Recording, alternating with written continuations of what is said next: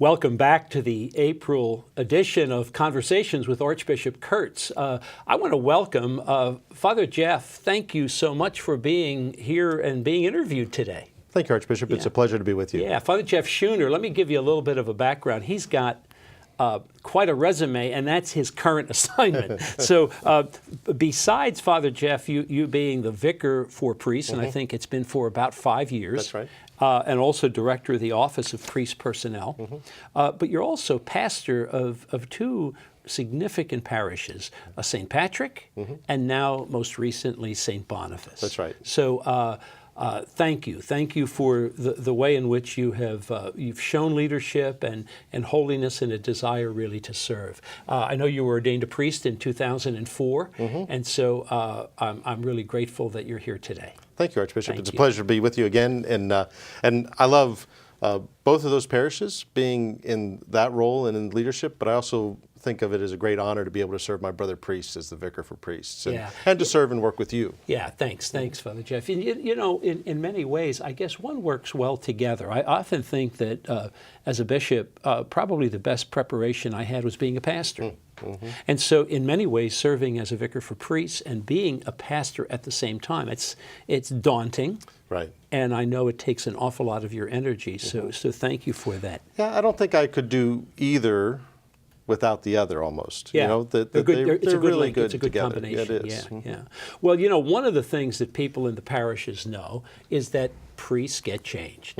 Right. And often, you know, I get letters when someone gets changed, and often saying, why did you do this or why did you do that? And I tell people, I said, well, you know, how sad it would be if we had changes and I got no letter, that no one noticed the pastor. Now, I caution them, we don't need more letters, but but there's kind of a beautiful process of engagement that goes on. Tell us a little bit about when a priest gets changed. What goes into that for the people listening? It's usually, I guess, the announcement's usually April or so. Well, tell us a little bit about what goes into priest changes within the Archdiocese. Sure. Well, we look at the process from many years out. Right, and so there's a personnel board, the priest personnel board, that meets. They're peer group representatives on that board. So they're really elected, aren't they? They are. They're elected by the priests from their various peer groups. That's correct, and they serve on the board, and with you and the input that you have into the priest assignments, we look at maybe 5 years out of potential priest assignment changes. And as we look at that, we're looking at retirements. We're looking at priests who come to the end of a 6-year or a 12-year assignment. And there's always some unknown that sometimes happens unexpectedly because of a priest's health or some other issue that arises. And so we start looking, though, at scenarios from about 5 years out. And then that becomes a little bit more real in August each year. And we start to look at a particular scenario for this year and who is going to be moving or may be moving. And for people, so that they know, usually, unless there's some special situation, a pastor would normally serve for 6 years or for 2 6-year terms, 12 years, right? That's correct. So that's our normal process or policy is a 6-year assignment, and then with the possibility of going for a second 6 years. Okay. And in August, then we start to look at that and refine that a little bit. The personnel board meets, and we meet with you and discuss some of those potential assignment changes. And then one of the real important steps that we have is kind of like every parishioner knows about stewardship in their own parish and the renewal of the stewardship process. We do that with our pastors and our priests, and we kind of send out where do they think God may be calling them to serve. So every year, every priest has an opportunity to complete this stewardship form. That's correct. Okay, very good. And their response then helps to indicate if they're at the end of a 6 years, are they thinking about a second 6 years? Do they feel God's calling them to remain in their parish? Do they think that God may be calling them to use their gifts somewhere else? And we start to refine again that process based upon the input from the priests. That helps us to come up with what we call open listed parishes. And those are parishes where we know that there's going to be a transition. And the priest personnel board then goes and visits each of those parishes, visits with the pastor, visits with the staff, and visits with representatives, usually parish council of the parish, to get input into the particular needs of those parishes, the gifts that those parishes have, and what they're looking for in their next pastor. So there's really a lot of interaction. Let me just go back a little bit, because Sure. I want to give a little compliment to you, because since you've served, one of the changes that was made was it used to be kind of a priest preference form.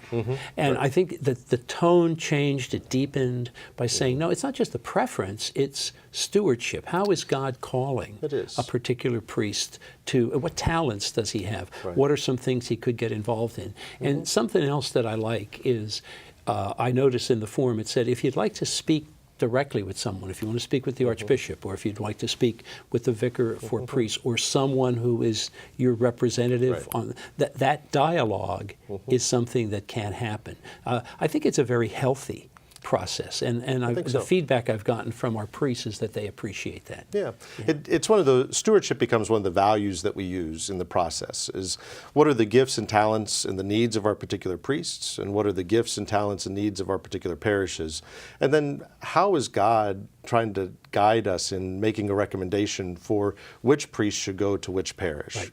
And so that also means that it's very prayerful process. So it's both stewardship and prayerful. And then I think it's also, maybe it begins with gratitude. A gratitude for the priests that serve, and a gratitude for the parishes and the vibrancy and the gifts and talents that are shared in the parishes.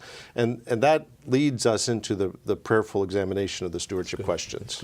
I know personally when we have our Chrism Mass, which of course will be coming up in just a week, and I have the privilege to have a renewal of promises.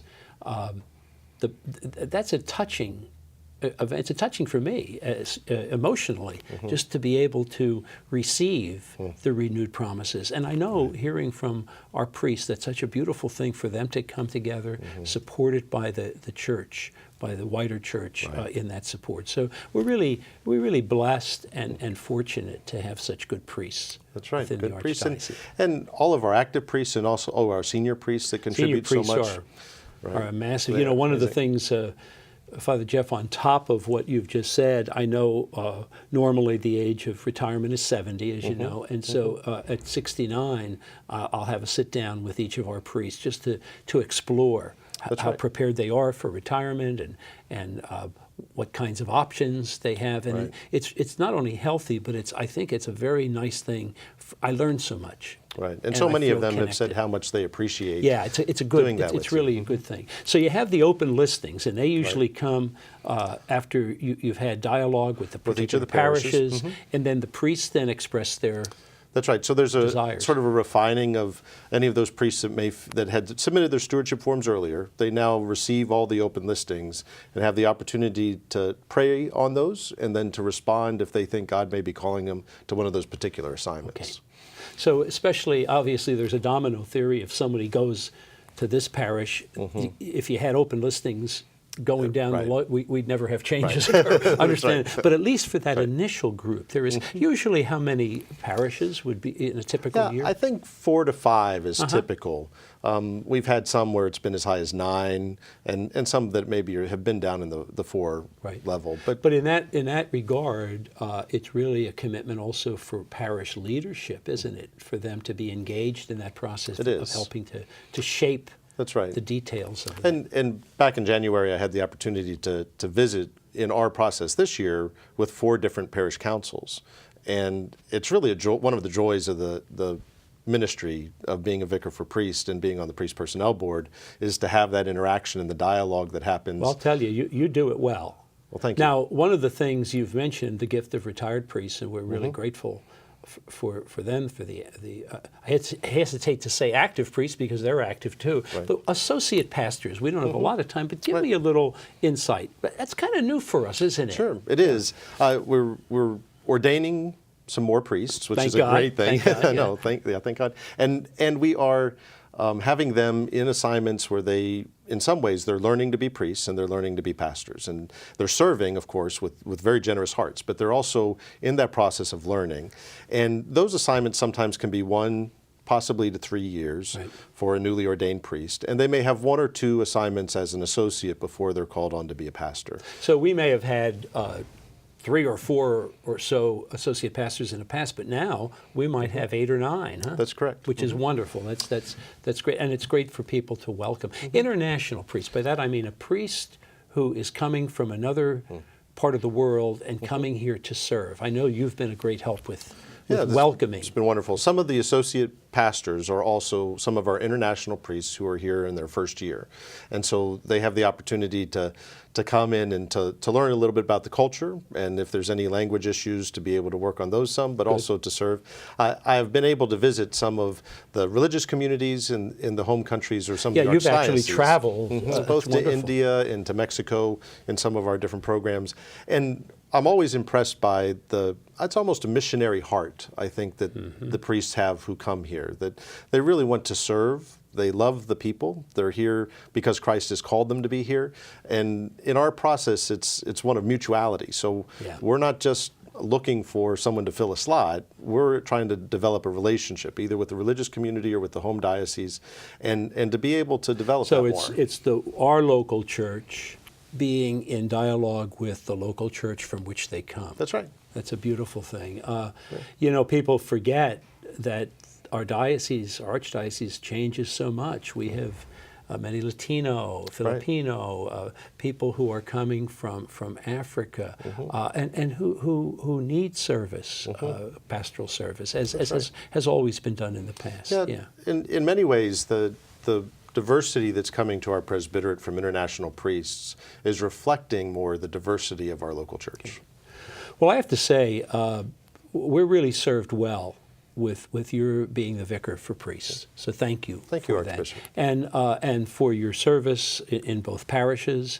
I think in many ways you're going to have to come back, because there's so much other that So we much can to talk do about, right. in the future, talking about formation and preparation, and of course seminarians, our future priests. But I want to thank you. Thanks on behalf of the Archdiocese for your wonderful service to the Church as the vicar for priests.